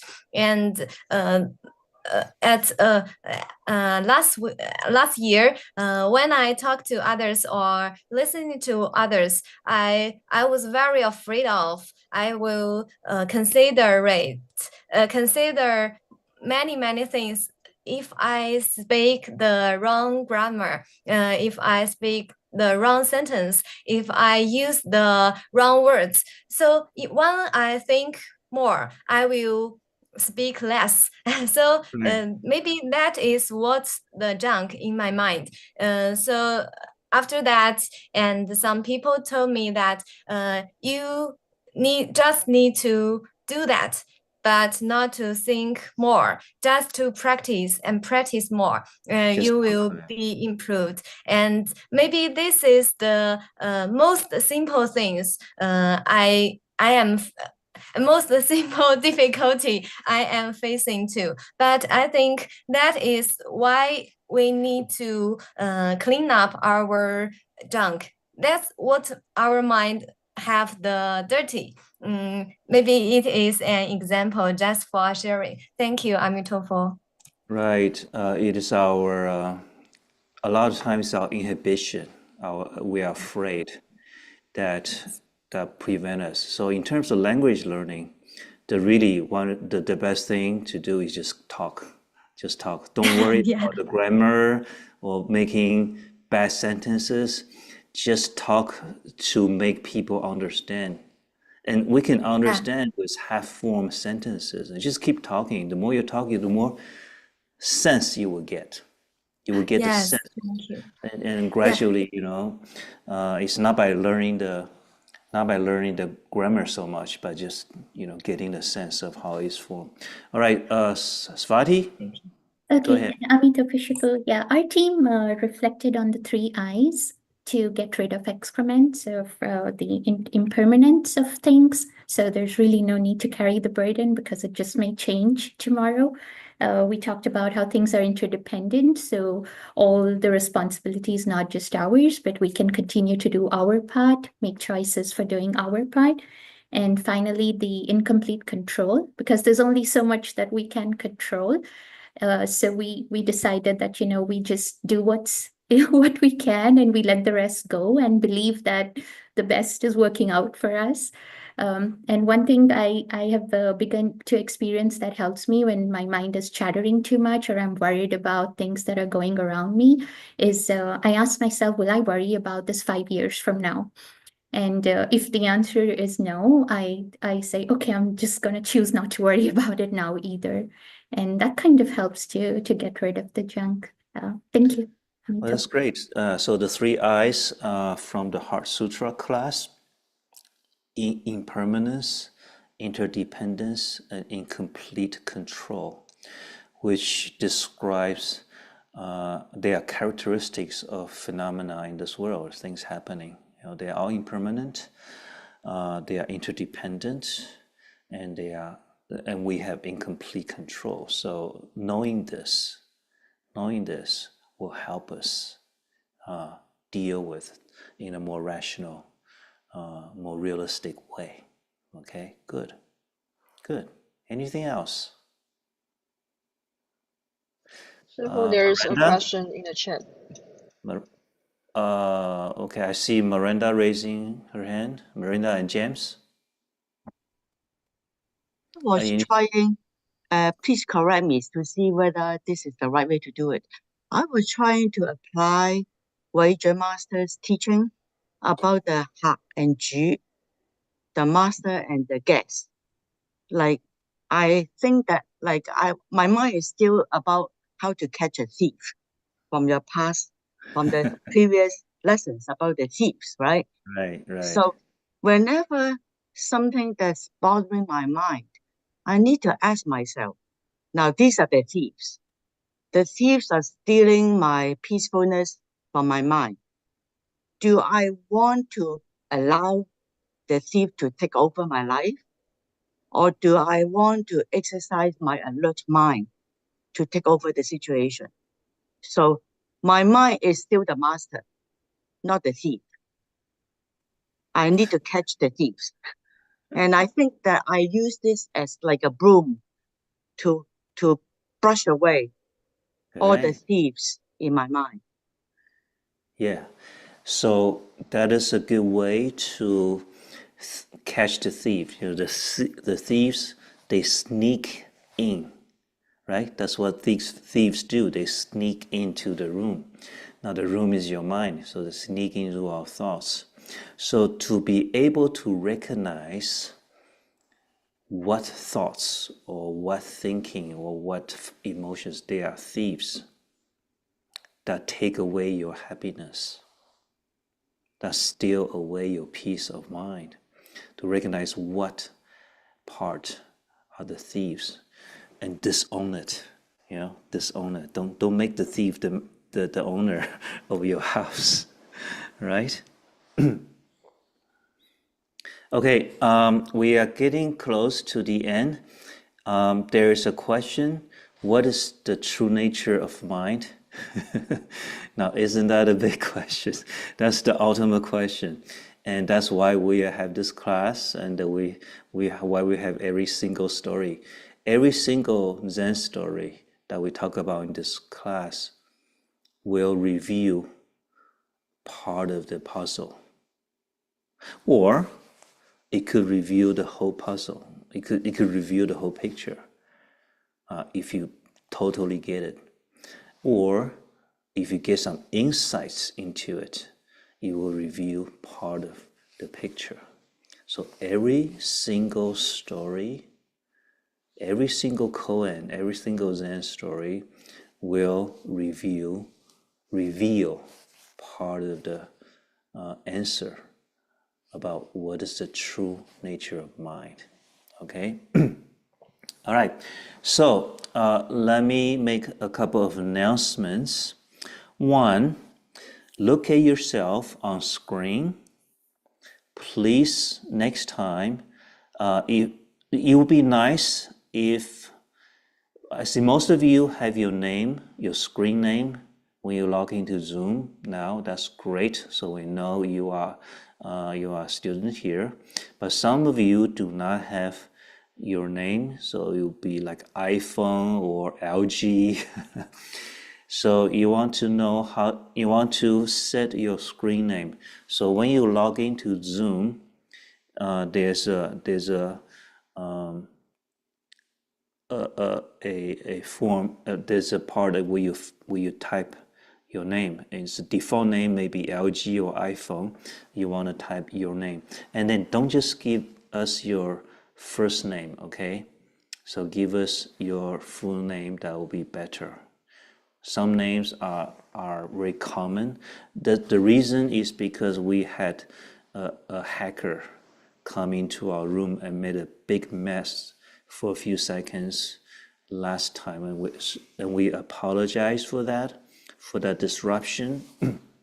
But we cut it out of our video so you can safely view our video, our YouTube video of the last week's class, okay? And also, some of you have sent us, all right, when we start a breakout room for discussion, we would like to make the pre-assigned list as complete as possible so that it will be faster, all right? And a lot of you come into the Zoom using a different email from the email that you register the class with, all right? Which is okay, but please send us your email if you haven't done so. Send your Zoom email and your name to zenclass@pdzen.org. Okay, so TA, please type this message to the chat. Send your name, your full name, and if you have a Zoom account. If you have a Zoom account, you will have an email associated with that. So give us your Zoom account email as well as your full name so that it can help us pre-assign the breakout room. Otherwise, our TAs are actually assigning every person every time. Those of you who don't have an account, we cannot pre-assign you to breakout rooms. All right, so they have to do it every single class, assign individually. That takes a lot of time. So please help our TAs by sending us your Zoom account email. All right, and if you don't have a Zoom account, you can easily create a free Zoom account with your email and put your name on it. Okay. So send it to zenclass@pdzen.org. All right, so that's one thing. Is there anything else I need to announce?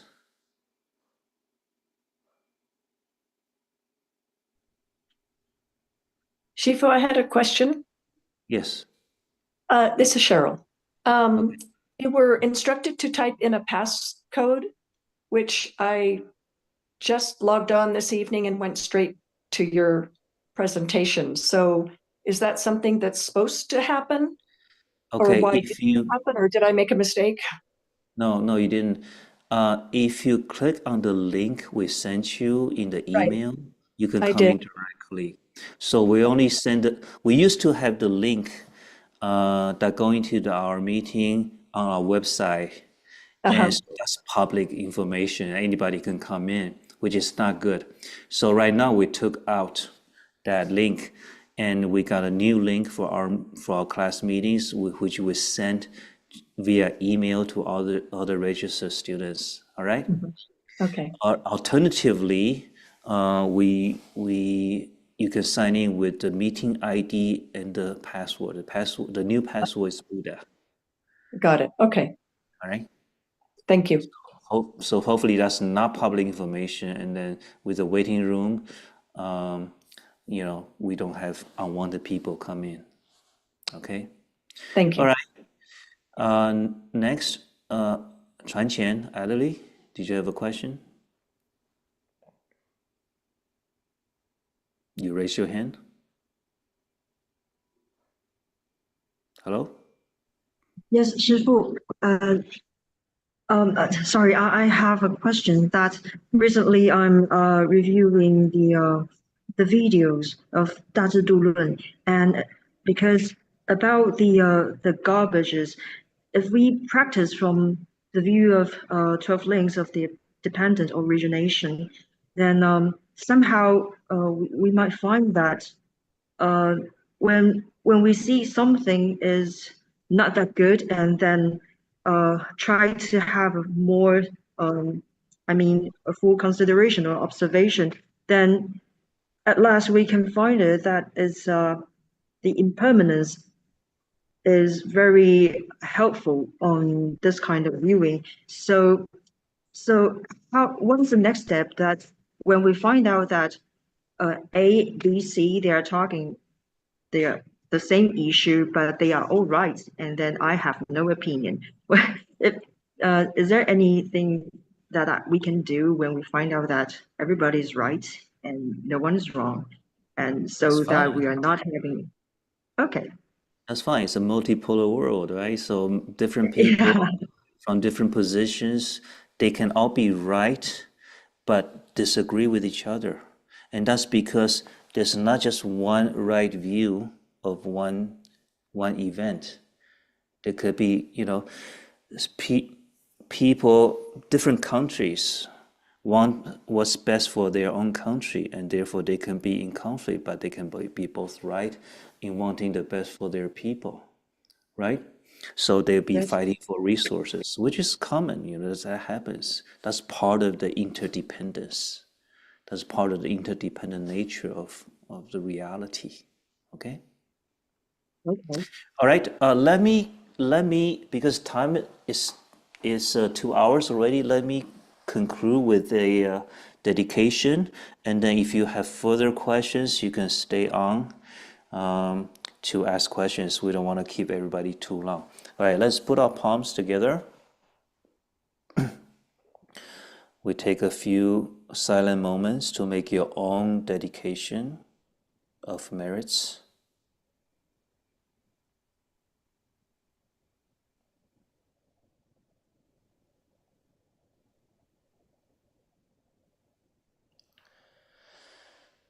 Okay, may the merits of our studying the Dharma together and in an effort to understand ourselves better and understand everybody else and be able to bring this wisdom to help our sentient beings.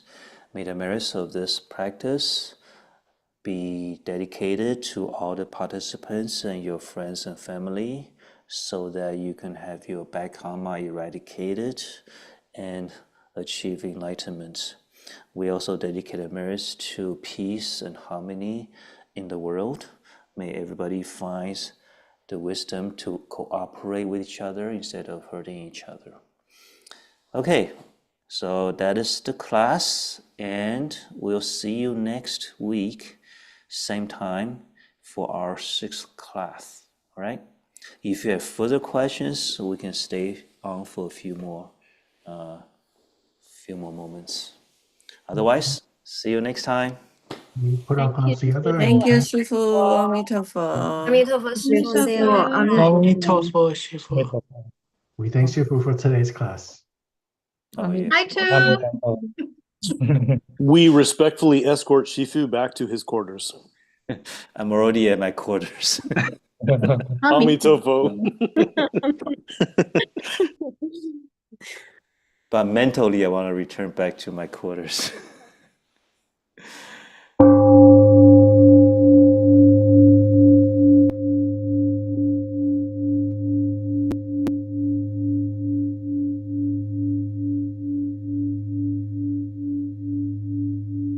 师父，这样，您有听到我的声音吗？阿弥陀佛，师父。Let's wait till the outro video is Okay. finished. Oh, sorry. Okay, yes. 好，抱歉，师父这样可以听到声音了哈。很抱歉， Can you 寄出 speak 去给 English? 师父的那个信，好像师父一直很忙，没有看， Can you 所以 speak 想请教 English? 师父，不晓得下一个学期，新的学期，国北的学生还有没有福气请师父来做演讲？我知道师父人在美国，所以用客座的方式，那我尽可能把不同的 What's the time? What time? 呃 What month?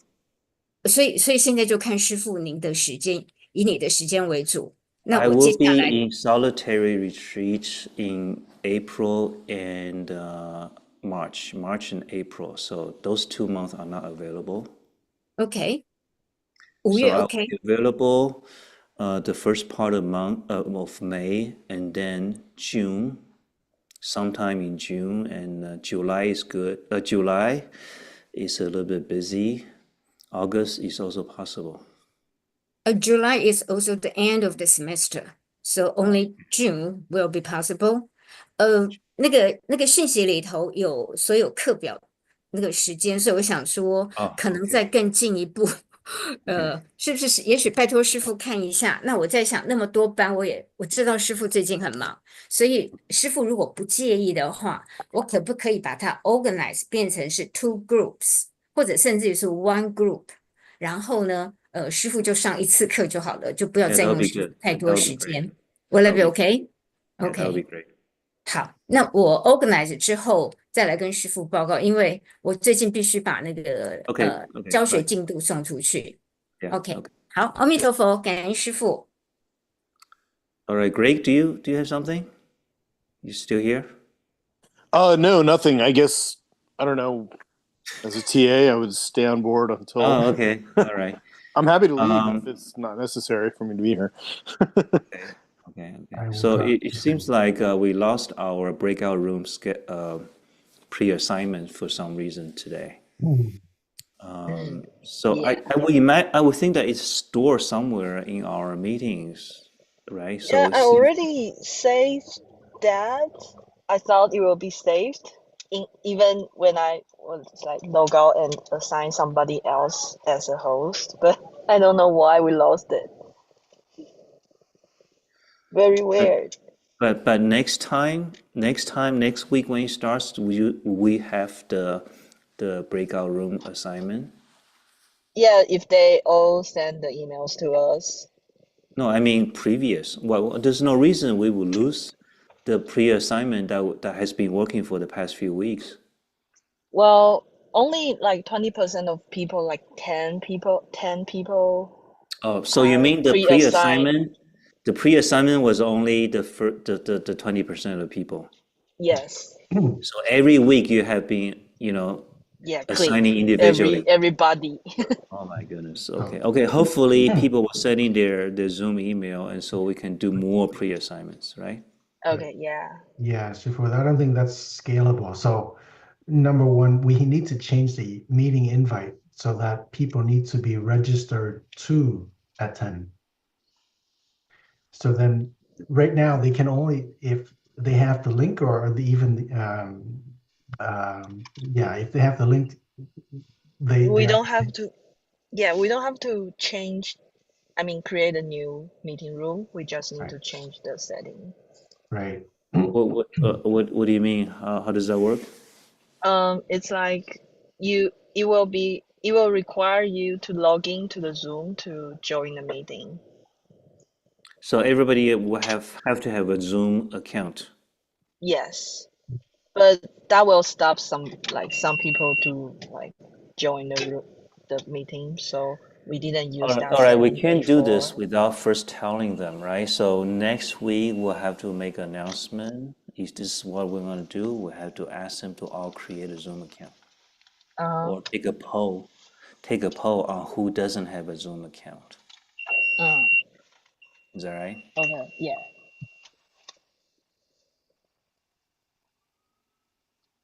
But I would say maybe we are emphasizing too much on the breakout room. There is like it becomes an issue for the attendees as well. We spend more time down the breakout room than the lecture itself. Right. There's a point there. Yeah. The other thing is today I was very nervous at the beginning of the class of any disruptions. And seems like the waiting room strategy is working out. By the way, as I was talking, I personally had to allow a few people in. So we need, more people, more co-hosts to allow them in. Okay. Okay. Yes, it does show up at the corner of my screen on the people in the waiting room. So the people that I do know, I admit in. Yeah. So basically, if it's a regular name, I just allow them, like Tina or Shirley, even though we don't know who this Shirley is. Okay, Greg, you raised your hand. Right, Shifu. I wanted to mention that I've noticed in our group, and this is just anecdotally, just in the gardening group, our discussions have been pretty productive. And we find it. I think a lot of it is about talking about the teaching. Today, there was sort of almost like a support group element, which was great. Some people were giving their perspective on the teachings in regards to a person's particular question and concern. And it ends up being a little bit of a social environment as well. So I think for us, that's the kind of thing I want to achieve. Yeah. Yeah, so I just wanted to mention that, just as, so you want to achieve that, and this is just good feedback in regards to the length of time, I think seems to work for us. Okay. 20, 25 minutes seems to be a good length. We have a big group too, and different people share each week, with some regulars. Yeah, maybe we should, since there are several groups that's only 4 people, maybe we should just combine them. I think more people probably work better. Yeah. Because somebody is helping to assign people to the groups. I always assign like 10 people Yeah, in a group. I think so- if we can make 4 or 5 rooms, Yeah, each yeah. one with some geographic name, and the Bay Area may be a little more, maybe a couple rooms for Bay Area. Right, But right. then after that, we can assign people who are registered, but the people that come in that are not registered, they can choose to go to the room, Yeah. to one of these 5 rooms. Sifu, I have to go. Okay. So can they choose? Yes. That sounds good. So, like you mentioned, you could have a Bay Area room, right? And then, of course, you could have other locations as well. And then that could be the consistent room people come into week after Yeah, week. I think that's a really good suggestion. We just have, if we had just 4 or 5 fairly big group like the garden group, that would get the dynamic going, right? Yes. So instead of having so many different rooms with 3 or 4 people, and then it will get kind of cold in the discussion. Okay. Yeah. And I want to add, it would probably be good not to be restrictive further beyond the names of the room, because let's say someone joins the Bay Area group and they're in the Bay Area, but the dynamic doesn't work for them. So maybe they want to choose, a different location and then settle upon that. Okay. Okay, this is a really good idea. Tu, why don't you write this decision in our ZTA chat space? All right, so everybody knows. Okay. That's what we'll do. Try next time. Okay. Yeah. Great. Awesome. Anything else? I think Tu had more to say. Tu, you're about to say some other. Oh. No, or maybe I it's was about to thank you, Shifu, and good night. Okay. Oh, great. All right. Okay. Good night, everyone. Perfect. Good night, everybody. Amitofo. Amitofo. Beautiful.